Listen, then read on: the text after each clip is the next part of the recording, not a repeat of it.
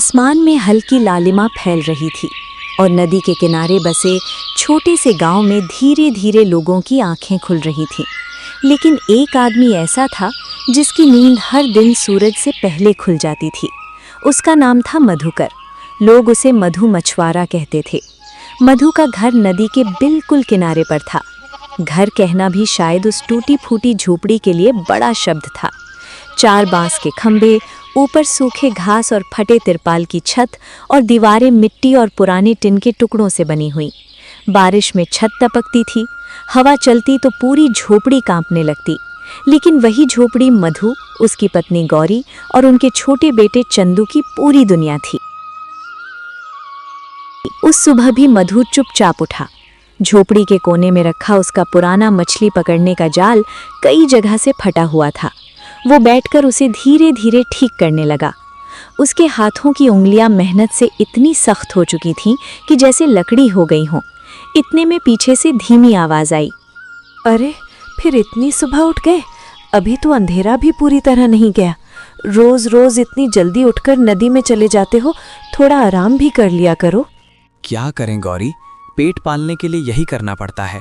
अगर मैं जल्दी नहीं निकलूंगा तो नदी के अच्छे हिस्से पर दूसरे मछुआरे पहले ही कब्जा कर लेंगे। फिर हमारे जाल में उतनी मछलियां नहीं आएंगी और दिन भर की मेहनत भी बेकार हो जाएगी।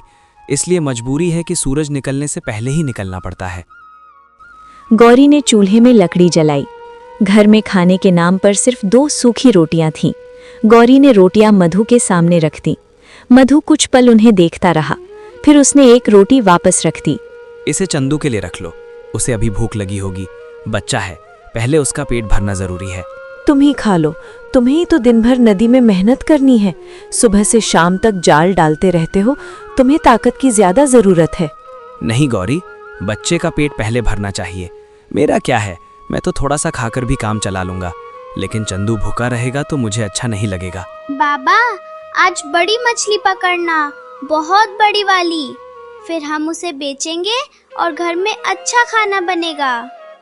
हाँ बेटा, आज मैं जरूर बहुत बड़ी मछली पकड़ कर लाऊंगा। देखना, शाम को जब मैं लौटूंगा तो तुम्हारे लिए अच्छी खबर लेकर आऊंगा। लेकिन उसके दिल को पता था, कई दिनों से उसकी किस्मत उसका साथ नहीं दे रही थी। उसके पास एक छोटी नाव और एक नौका थी। मधु अपनी छोटी लकड़ी की नाव लेकर नदी में उतर गया। नदी बहुत बड़ी थी, लेकिन उस नदी में मछली पकड़ना अब आसान नहीं रहा था। बड़ी बड़ी नावों वाले अमीर मछुआरे पूरे इलाके में जाल डाल देते थे। मधु जैसे गरीब मछुआरों के हिस्से में बचती थी बस थोड़ी सी जगह और बहुत कम मछलियां। उसने जाल नदी में फेंका और आसमान की तरफ देखा। ईश्वर, आज कुछ तो रहम कर देना। कई दिनों से जाल खाली ही वापस आ रहा है। घर में राशन भी कम पड़ गया है। बस आज इतनी मछलियां मिल जाएं कि घर का चूल्हा अच्छे से जल सके और बच्चे का पेट भर सके। घंटों बीत गए, सूरज सिर पर आ गया। मधु ने धीरे धीरे जाल खींचना शुरू किया। उसका दिल जोर से धड़क रहा था, लेकिन जब जाल बाहर आया तो उसमें सिर्फ 2 छोटी मछलियां फड़फड़ा रही थीं। मधु की आंखों में निराशा उतर आई। इतनी ही मछलियां? सुबह से कितनी बार जाल डाला, लेकिन हर बार बस कुछ ही मछलियां हाथ लगीं। इतनी कम मछलियों से घर का खर्च कैसे चलेगा, समझ नहीं आता। वो कुछ देर चुप बैठा रहा, फिर उसने गहरी सांस ली। उसे घर लौटना ही था।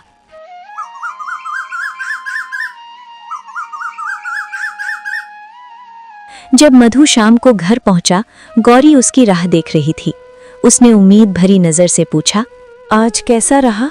नदी में कुछ अच्छी मछलियां मिली या फिर आज भी जाल खाली ही लौट आया? सुबह से तुम्हारा इंतजार कर रही थी, मन में बस यही सोच रही थी कि आज का दिन शायद थोड़ा अच्छा रहा होगा। मधु ने चुपचाप मछलियां दिखा दी। गौरी की आंखों में एक पल के लिए चिंता चमकी, लेकिन उसने तुरंत खुद को संभाल लिया। कोई बात नहीं, अगर आज कम मछलियां मिली हैं तो चिंता मत करो। ईश्वर पर भरोसा रखो, कल का दिन जरूर अच्छा होगा और शायद कल तुम्हारे जाल में ज्यादा मछलियां आएंगी। बाबा, बड़ी मछली? क्या आज बहुत बड़ी मछली पकड़ी आपने, जो आपने मुझे वादा किया था? आज तो बस छोटी छोटी मछलियां ही मिली बेटा, लेकिन तुम चिंता मत करो। कल मैं फिर सुबह जल्दी जाऊंगा और तुम्हारे लिए जरूर एक बड़ी मछली पकड़ कर लाऊंगा। चंदू खुश होकर हंसने लगा, बच्चे उम्मीद जल्दी नहीं छोड़ते, लेकिन बड़े लोग जानते हैं कि उम्मीद टूटने में देर नहीं लगती। उस रात तेज हवा चल रही थी, झोपड़ी की छत हिल रही थी, बारिश की बूंदें टपक टपक कर अंदर गिर रही थीं। गौरी बर्तन रख रख कर पानी रोकने की कोशिश कर रही थी। मधु चुपचाप बैठा सब देख रहा था। उसके दिल में एक ही डर था, अगर एक दिन ये झोपड़ी भी टूट गई तो हम कहाँ रहेंगे? बारिश और हवा में ये पहले ही बहुत कमज़ोर हो गई है। कभी कभी सोचता हूँ अगर सच में ये गिर गई तो हमारे पास सिर छुपाने की जगह भी नहीं बचेगी।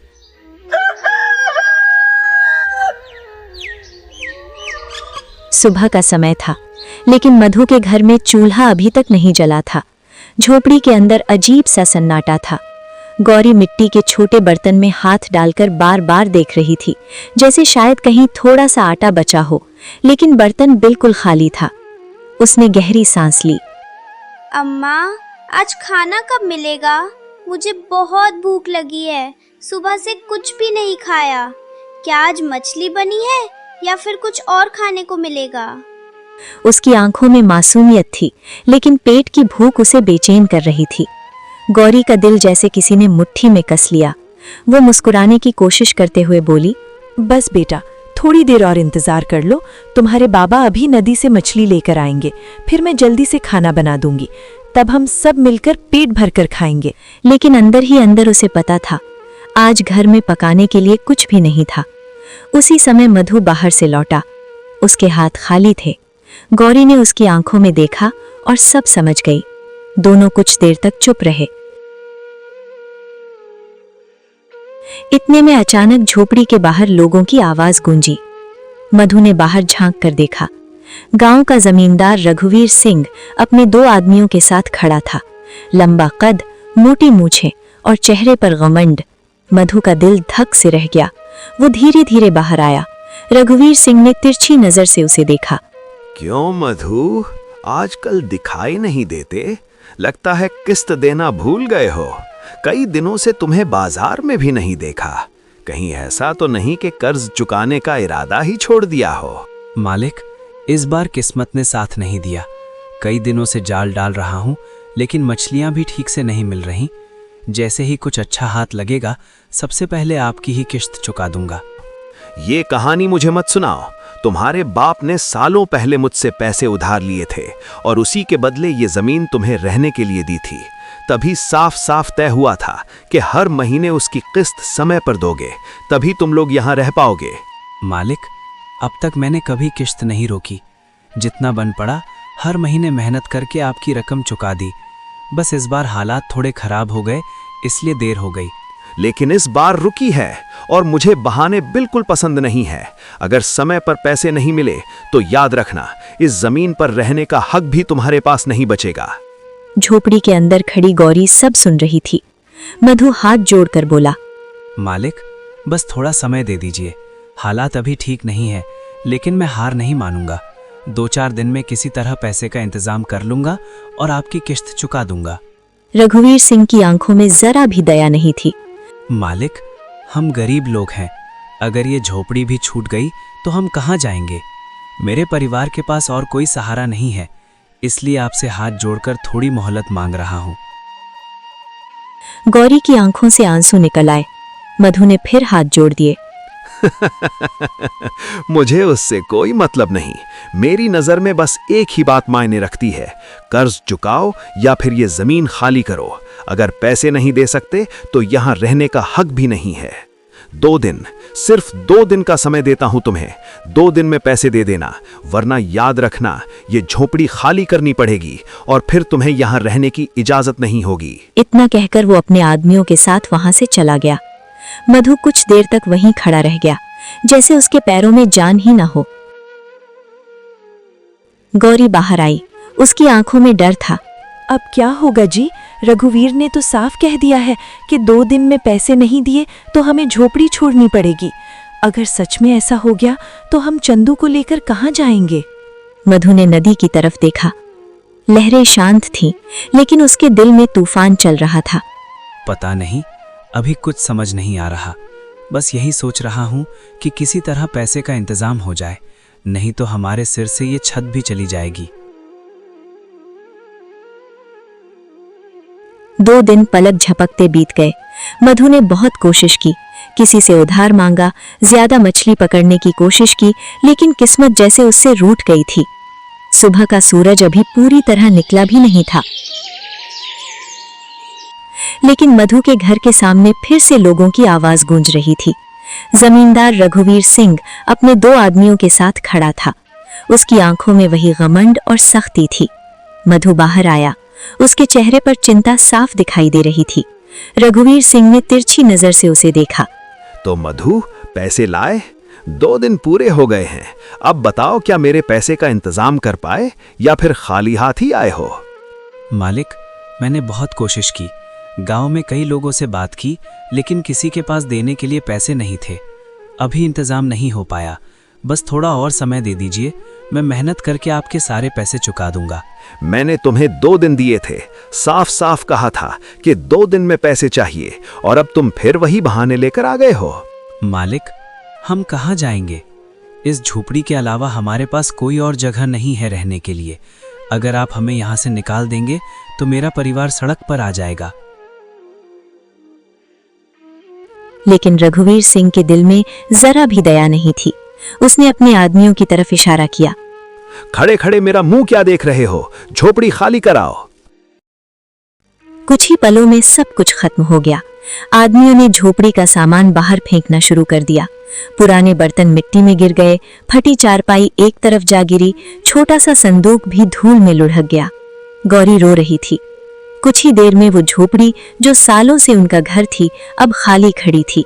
रघुवीर सिंह ने आखिरी बार मधु की तरफ देखा। अब ये जमीन मेरी है।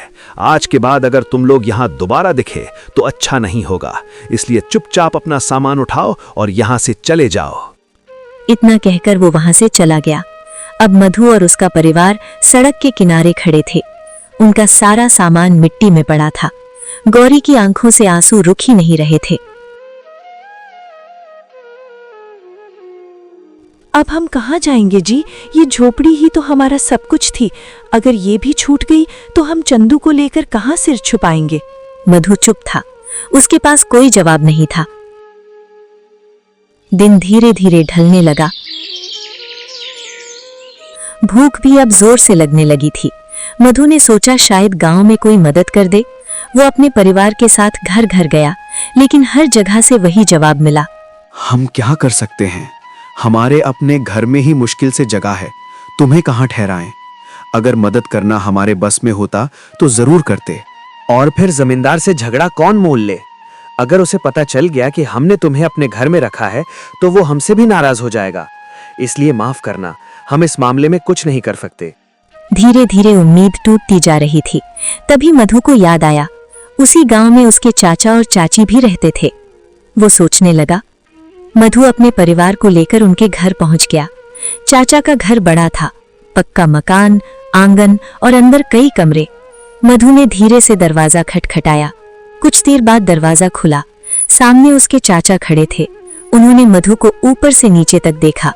अरे मधु, तुम यहाँ इतने उदास क्यों लग रहे हो? और तुम्हारे साथ ये सारा सामान भी क्यों है? क्या हुआ बेटा, सब ठीक तो है? चाचा, हमें घर से निकाल दिया गया। जमींदार ने किश्त न दे पाने की वजह से झोपड़ी खाली करवा ली। अब हमारे पास रहने के लिए कोई जगह नहीं बची है। इतना सुनते ही चाची भी बाहर आ गईं। उन्होंने तिरस्कार भरी नजर से मधु और उसके परिवार को देखा। तो अब यहाँ क्या करने आए हो? इतने सालों बाद अचानक हमारे दरवाजे पर खड़े हो, जरूर कोई बड़ी मुसीबत आई होगी। जब सब ठीक चल रहा था तब तो कभी याद नहीं आई हमारी, और आज सीधे आकर दरवाजे पर खड़े हो गए। चाची, सोचा कुछ दिन आपके यहाँ रह लें। जब तक कोई छोटा मोटा इंतजाम नहीं हो जाता तब तक अगर आप हमें अपने घर के किसी कोने में रहने दे दें तो बहुत बड़ी मेहरबानी होगी। हम ज्यादा दिनों तक बोझ नहीं बनेंगे, बस थोड़े दिन संभलने का मौका मिल जाए। हमारे घर में कोई धर्मशाला नहीं खुली है, जो भी मुसीबत में पड़े वो आकर यहाँ टिक जाए। बड़ी मुश्किल से अपना घर चल रहा है, ऊपर से अगर हम तुम्हें और तुम्हारे परिवार को रख लेंगे तो हमारा ही गुजारा मुश्किल हो जाएगा। मधु चुप खड़ा रहा। चाची ने ताना मारते हुए कहा, और जब तुम्हारे बाप ने जमींदार से इतना बड़ा कर्ज लिया था तब क्या वो हमसे पूछने आए थे? तब तो बड़ा घमंड था कि सब संभाल लेंगे। अब मुसीबत आई है तो याद आया कि रिश्तेदार भी होते हैं। सच कहूँ तो हमें पहले से पता था कि एक दिन यही हाल होगा। अब जब घर से निकाल दिए गए हो तो याद आए रिश्तेदार। जब सब ठीक चल रहा था तब तो कभी हमारी खबर लेने भी नहीं आए, और आज मुसीबत पड़ी तो सीधे हमारे दरवाजे पर आ गए। मधु, बात समझने की कोशिश करो। हमारे घर में पहले ही बहुत तंगी है और जगह भी ज्यादा नहीं है, इसलिए हम तुम्हें अपने घर में जगह नहीं दे सकते। तुम कहीं और इंतजाम देखने की कोशिश करो। गौरी की आंखों में आंसू भर आए। चंदू घबराकर अपने बाबा का हाथ पकड़कर खड़ा हो गया। मधु कुछ पल तक वहीं खड़ा रहा। उसने अपना सिर झुका लिया और अपने परिवार को लेकर वहां से चल पड़ा, टूटे दिल के साथ। रात होने लगी थी। गांव की गलियां धीरे धीरे खाली हो रही थीं। मधु का परिवार चुपचाप चल रहा था। उनके पास अब न घर था न सहारा। मधु ने दूर नदी की तरफ देखा। लहरें अंधेरे में चमक रही थीं। बाबा, अब हम कहाँ जाएंगे? हमारा घर भी चला गया और चाचा चाची ने भी हमें अपने घर में नहीं रहने दिया। क्या अब हम ऐसे ही भटकते रहेंगे? मधु के कदम जैसे एक पल के लिए रुक गए। उसके पास इस सवाल का कोई जवाब नहीं था। उसने बस चंदू के सिर पर हाथ फेरा और आगे बढ़ने लगा। रात और गहरी हो गई थी। गांव के घरों में दिए जलने लगे थे, लेकिन मधु और उसका परिवार अंधेरी पगडंडी पर भटक रहा था। भूख अब सबको जोर से लगने लगी थी। गौरी ने धीमी आवाज में कहा, सुबह से हमने कुछ नहीं खाया, चंदू भी बहुत थक गया है।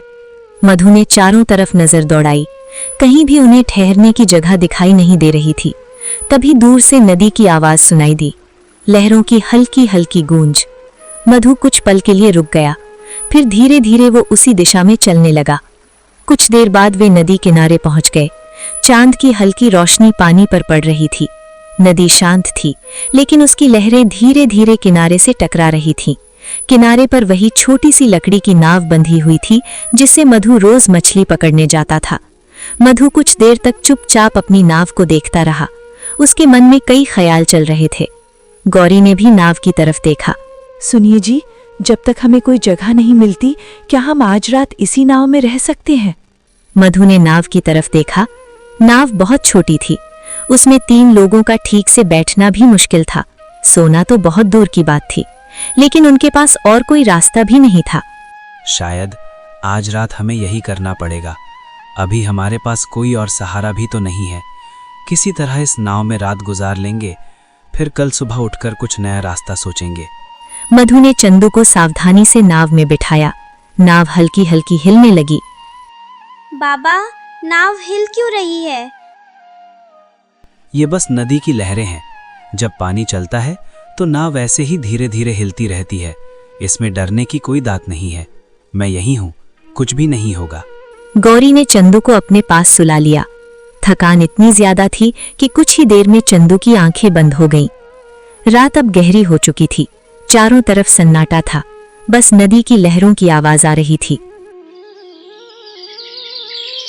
सुबह की हल्की ठंडी हवा नदी के ऊपर बह रही थी। सूरज धीरे धीरे आसमान में उग रहा था और उसकी सुनहरी रोशनी पानी पर चमक रही थी। उसी डोलती ही नाव में मधु की आंख खुली। कुछ पल के लिए वो समझ ही नहीं पाया कि वो कहाँ है। फिर अचानक उसे सब याद आ गया। कल ही तो उन्हें घर से निकाल दिया गया था और मजबूरी में उन्होंने रात इसी छोटी सी नाव में बिताई थी। मधु ने चारों तरफ नजर घुमाई। गौरी एक कोने में बैठी थी और चंदू अभी भी गहरी नींद में था। उसके चेहरे पर थकान साफ दिखाई दे रही थी। पूरी रात नाव हिलती रही थी, इसलिए किसी की ठीक से नींद नहीं हुई थी। रात भर चंदू डरता रहा, बार बार मुझसे पूछ रहा था कि नाव डूब तो नहीं जाएगी। बेचारा ठीक से सो भी नहीं पाया। हर थोड़ी देर में घबराकर उठ जाता था और हमें पकड़कर बैठ जाता था। मधु ने गहरी सांस ली। उसके दिल में दर्द सा उठा। उसने नदी की तरफ देखा। क्या अब यही हमारी जिंदगी है? क्या अब हमें ऐसे ही हर रात इस छोटी सी नाव में गुजारनी पड़ेगी, बिना किसी छत और बिना किसी सहारे के? लेकिन सोचने से कुछ होने वाला नहीं था। उसे अपने परिवार के लिए कुछ करना ही था। बाबा, मुझे भूख लगी है। मधु के दिल पर जैसे किसी ने चोट कर दी। घर में तो पहले ही कुछ नहीं था, अब तो झोपड़ी भी नहीं रही। गौरी ने धीरे से कहा, अगर आज मछली मिल जाए तो मैं किसी तरह कुछ बना दूंगी, चाहे थोड़ी ही क्यों ना हो। मैं उसे पकाकर हम सबके लिए खाना तैयार कर दूंगी, ताकि कम से कम आज भूखे पेट सोना न पड़े। मैं अभी नदी में जाता हूँ, शायद आज किस्मत हमारा साथ दे दे और जाल में कुछ अच्छी मछलियाँ आ जाएं। मधु अपनी नाव को थोड़ा आगे लेकर गया। नदी आज भी उतनी ही बड़ी थी और उसकी किस्मत आज भी उतनी ही छोटी लग रही थी। उसने जाल उठाया और पूरे जोर से नदी में फेंक दिया, फिर चुपचाप बैठकर पानी की तरफ देखने लगा। उसके मन में एक ही बात चल रही थी, अब यही नाव हमारा घर है, यही रोजी भी। कई घंटे बीत गए। जब उसने जाल खींचा तो उसमें कुछ छोटी छोटी मछलियां फड़फड़ा रही थीं। आज किस्मत थोड़ी बेहतर थी। मधु के चेहरे पर हल्की सी मुस्कान आ गई। चलो, आज चंदू को भूखा नहीं सोना पड़ेगा। उधर गौरी नाव में बैठी सोच रही थी। नाव बहुत छोटी थी, न धूप से बचाव न बारिश से। अगर बारिश आ गई तो? वो चारों तरफ देखने लगी। किनारे पर कुछ पुराने बांस पड़े थे, थोड़ा दूर फटा हुआ तिरपाल भी पड़ा था। गौरी के मन में अचानक एक विचार आया और बांस उठाकर लाने लगी। कुछ देर बाद उसने नाव के बीच में बांस खड़े करने शुरू किए, फिर ऊपर से तिरपाल बांधने की कोशिश करने लगी। ये आसान काम नहीं था, लेकिन वो कोशिश करती रही। शाम होने लगी थी। मधु मछलियां पकड़कर वापस लौट रहा था। जैसे ही उसकी नाव किनारे पहुंची, वो एक पल के लिए रुक गया। उसने देखा नाव के बीच में बांस खड़े थे और ऊपर फटा हुआ तिरपाल बंधा हुआ था, जैसे कोई छोटा सा छप्पर बन रहा हो। मधु हैरान होकर बोला, गौरी, ये क्या कर रही हो? सुबह सुबह से नाव में ये सब क्यों जमा कर रही हो? क्या सोच रही हो तुम? सोच रही थी, अगर हमें कुछ दिन यहीं रहना है तो क्यों ना इस नाव को ही थोड़ा घर जैसा बना दे। कम से कम ऐसा लगे कि हमारे पास रहने की कोई जगह तो है। जब जमीन ने हमें अपना घर नहीं दिया और हर जगह से हमें ठुकरा दिया गया, तो क्यों ना नदी को ही अपना घर बना ले। यही नाव हमारी छत बन जाए और यही पानी हमारी दुनिया। मधु ने धीरे धीरे नदी की तरफ देखा। लहरें हल्की हल्की चमक रही थीं। उसकी दिल में पहली बार उम्मीद की एक छोटी सी किरण जगी। शायद सच में यही छोटी सी नाव एक दिन उनका घर बन सकती थी। वो सब लोग नाव में बैठे ही थे कि तभी हवा का एक तेज झोंका आया। नाव हल्की सी जोर से हिल गई।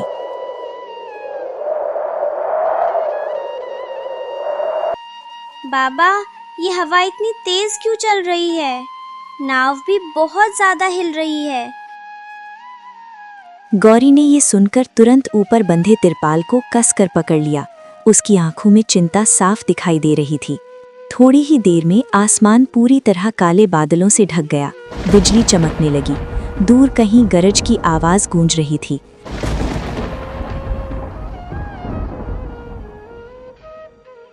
नदी की लहरें भी अब पहले से ज्यादा तेज हो गई थीं।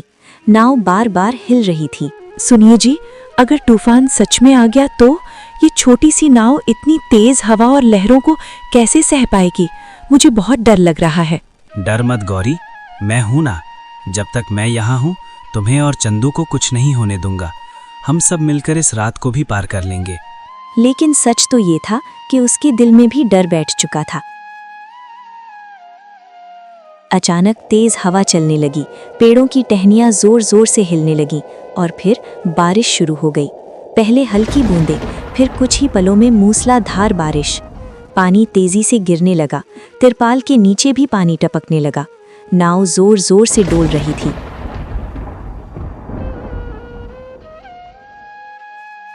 मधु पूरी ताकत से नाव की रस्सी पकड़े खड़ा था। तेज हवा बार बार नाव को झटके दे रही थी। उसने आसमान की तरफ देखा। बिजली चमक रही थी और नदी की लहरें जैसे उफान मार रही थीं। उस पल उसके दिल में एक ही ख्याल आया, अगर ऐसा तूफान फिर आया तो हम कैसे बचेंगे? तूफान पूरी रात चलता रहा। कभी हवा तेज हो जाती, कभी बारिश और जोर से बरसने लगती। मधु पूरी रात जागता रहा। वो बार बार रस्सी कसता, तिरपाल ठीक करता और अपने परिवार को संभालता।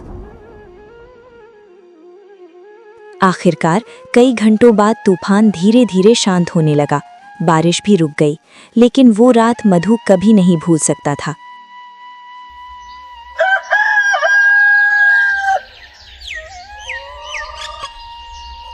सुबह जब सूरज निकला, नदी फिर से शांत थी। हल्की धूप पानी पर चमक रही थी, लेकिन नाव की हालत देखकर मधु का दिल बैठ गया। तिरपाल कई जगह से फट चुका था, कुछ सामान भी भीग गया था। बाबा, अगर फिर से तूफान आ गया तो? मधु कुछ पल चुप रहा, फिर उसने नदी की तरफ देखा। उसकी आंखों में अब डर नहीं था, बल्कि एक पक्का फैसला था। वो खड़ा हुआ और बोला, नहीं, अब ऐसा नहीं होगा। हम हर रात डरते हुए नहीं जिएंगे जैसे अभी तक जी रहे थे। क्या मतलब? तुम क्या कहना चाह रहे हो? मुझे ठीक से समझाओ। अगर हमें यहीं रहना है तो हमें इस नाव को सच में घर बनाना होगा। ऐसा घर जो थोड़ा मजबूत हो, जहां हम बिना डर के रह सकें और हर रात सुकून से सो सकें। सच बाबा? क्या ये सच में हमारा असली घर बन जाएगा, जहां से हमें कोई नहीं निकालेगा? हाँ बेटा, अब हम इस नाव पर एक मजबूत घर बनाएंगे।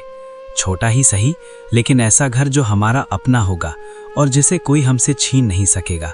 उस दिन से मधु ने काम शुरू कर दिया। वो नदी किनारे से मजबूत बांस लाने लगा, पुरानी लकड़ियां इकट्ठी करने लगा, रस्सियां और तख्ते जुटाने लगा।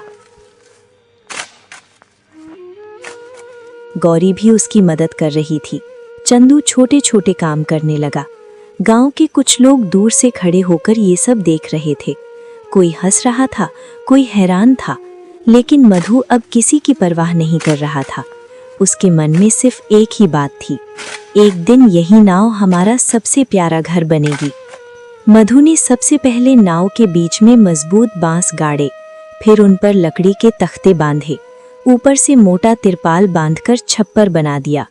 अब नाव पहले जैसी खुली नहीं रही थी, उसके बीच में एक छोटा सा कमरे जैसा हिस्सा बन गया था।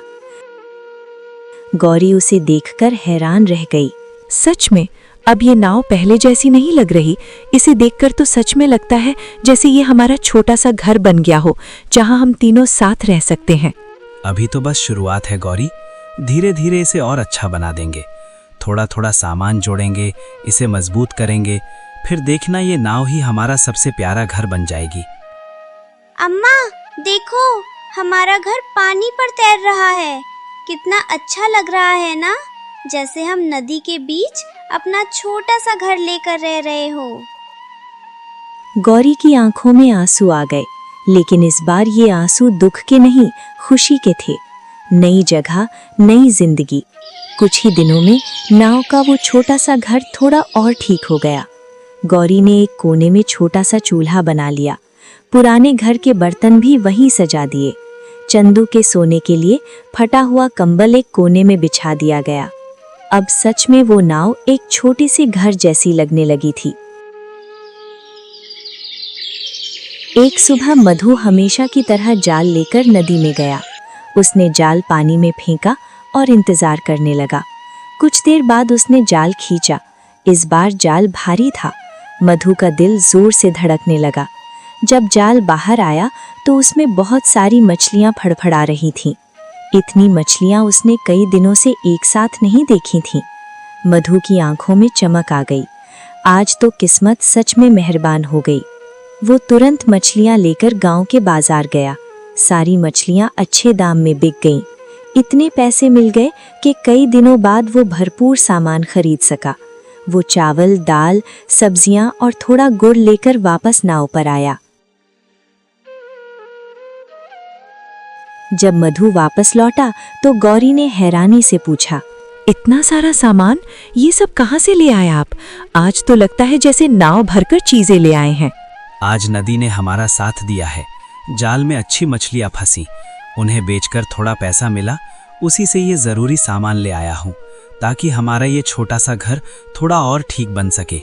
गौरी ने तुरंत चूल्हा जला दिया। थोड़ी ही देर में नाव में खाने की खुशबू फैल गई। चंदू खुशी से उछलने लगा। मधु ने उसकी तरफ देखा, उसके दिल में सुकून उतर आया। कुछ दिनों बाद गांव में एक अजीब सी बात फैलने लगी। लोग आपस में बात कर रहे थे। सुना तुमने, नदी पर एक मछुआरा अपने पूरे परिवार के साथ नाव में रहता है। कहते हैं उसने अपनी छोटी सी नाव को ही घर बना लिया है और उसी पर दिन रात गुजारा कर रहा है।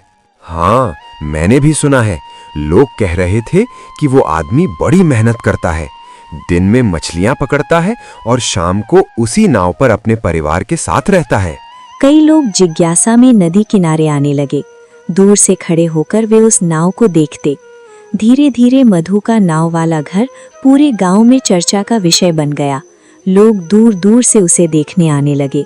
चंदू एक दिन खुशी से बोला, बाबा देखो, लोग हमारा घर देखने आ रहे हैं। मधु ने नदी की तरफ देखा। उसके चेहरे पर हल्की मुस्कान थी। जिस नाव में वो मजबूरी में रहने आया था, अब वही नाव उसके साहस और मेहनत की पहचान बनती जा रही थी। एक दिन 2 अजनबी लोग नदी किनारे पिकनिक मनाने आए। उनके कपड़े और बोलने का तरीका देखकर साफ लग रहा था कि वो पास के शहर से आए थे।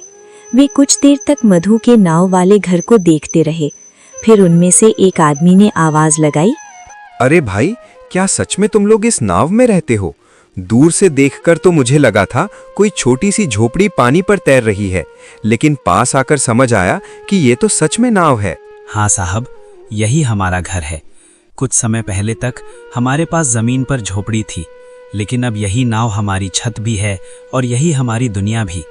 वाह, ये तो बहुत अलग है। पानी के ऊपर तैरता हुआ घर, मैंने ऐसी चीज पहले कभी नहीं देखी। सच में बड़ा अनोखा लग रहा है। अगर एक रात यहाँ रुकने को मिल जाए तो सच में मजा ही आ जाए। शहर की भीड़ भाड़, शोर शराबे और भागदौड़ भरी जिंदगी से दूर नदी के बीचों बीच ऐसी शांत जगह पर रात बिताना अपने आप में एक अनोखा अनुभव होगा। चारों तरफ सिर्फ पानी की हल्की हल्की आवाज, ऊपर खुला आसमान, चमकता हुआ चांद और ठंडी हवा। ऐसा माहौल शहरों में कहाँ मिल पाता है। यहाँ बैठकर मन भी बिल्कुल शांत हो जाएगा और प्रकृति के साथ कुछ सुकून भरे पल बिताने का मौका मिलेगा। सच कहूँ तो ऐसी जगह पर एक रात गुजारना यादगार बन जाएगा। मधु और गौरी एक दूसरे की तरफ देखने लगे। उन्होंने कभी ऐसा सोचा भी नहीं था। कुछ पल सोचने के बाद मधु बोला, रुकने को मतलब आप लोग सच में यहाँ रहना चाहते हैं? हाँ, हम शहर से आए हैं। अगर तुम हमें एक रात यहाँ रहने दोगे तो बदले में हम तुम्हें अच्छे पैसे देंगे। अगर आपको सच में रहना है तो रह सकते हैं। उस रात वे दोनों आदमी मधु के नाव वाले घर में रुके।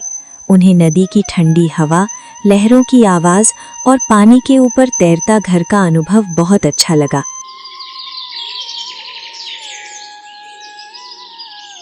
सुबह जाते समय उन्होंने मधु को पैसे दिए।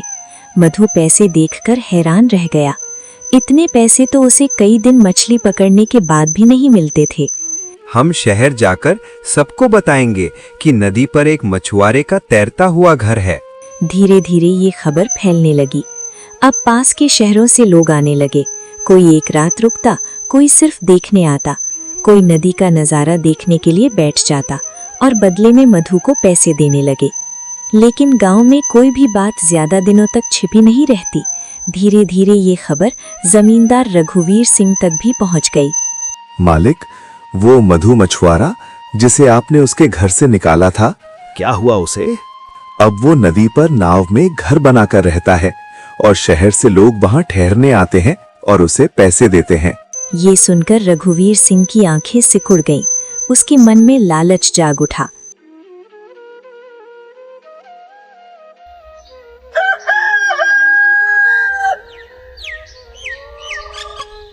अगले ही दिन वो नदी किनारे पहुंचा। मधु उस समय अपनी नाव ठीक कर रहा था। अचानक उसने आवाज सुनी, क्यों मधु, बड़ा नाम हो गया तुम्हारा। आजकल तुम्हारी इस नाव वाले घर की चर्चा हर जगह सुनने को मिल रही है। मधु ने मुड़कर देखा। सामने वही जमींदार रघुवीर सिंह खड़ा था। कहिए मालिक, आज यहाँ कैसे आना हुआ? क्या काम था मुझसे? तुम्हारा ये नाव वाला घर तो बड़ा मशहूर हो गया है। दूर दूर से लोग इसे देखने आते हैं और कुछ तो यहाँ रात बिताने की भी बात करते हैं।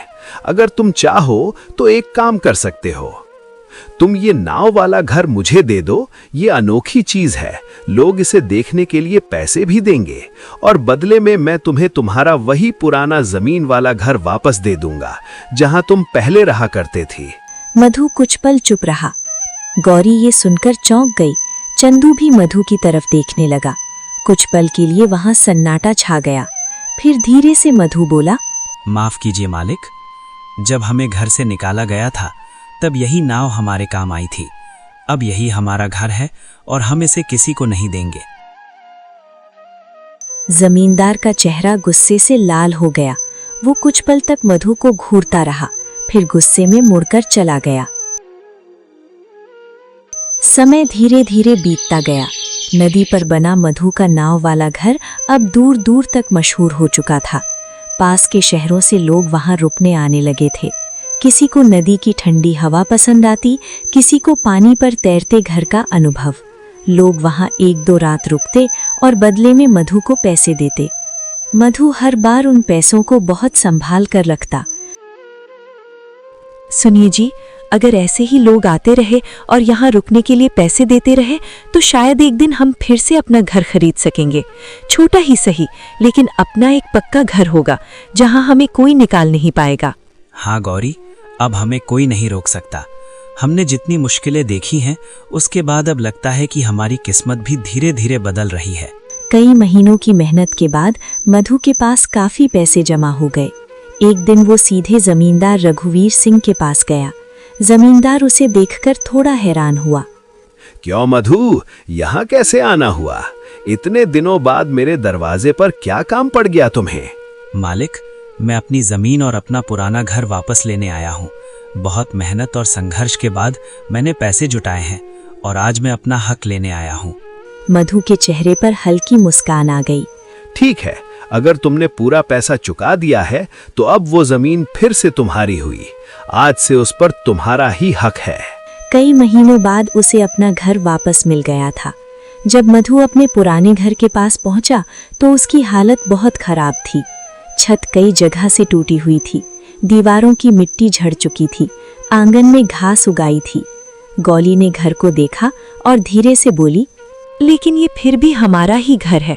चाहे कितनी भी टूट फूट क्यों ना हो गई हो, दीवारें पुरानी हो गई हो, फिर भी ये जगह हमारी यादों से जुड़ी है। हाँ, और अब हम इसे फिर से ठीक करेंगे। धीरे धीरे इसकी मरम्मत करेंगे, इसे पहले से भी बेहतर बनाएंगे ताकि हमारा परिवार फिर से यहीं आराम से रह सके। धीरे धीरे मधु ने घर की मरम्मत शुरू की। नए बांस लगाए, छत ठीक की, दीवारों पर नई मिट्टी चढ़ाई। कुछ ही दिनों में वो टूटा हुआ घर फिर से रहने लायक बन गया। लेकिन मधु ने अपना नाव वाला घर भी नहीं छोड़ा। वो अब भी नदी पर था और लोग अब भी वहां रुकने आते थे। एक दिन 2 लोग मधु के घर के सामने आए। मधु बाहर निकला। सामने उसके चाचा और चाची खड़े थे। वे थोड़े संकोच में थे। चाचा ने धीमी आवाज में कहा, मधु, हमें तुमसे थोड़ी बात करनी है।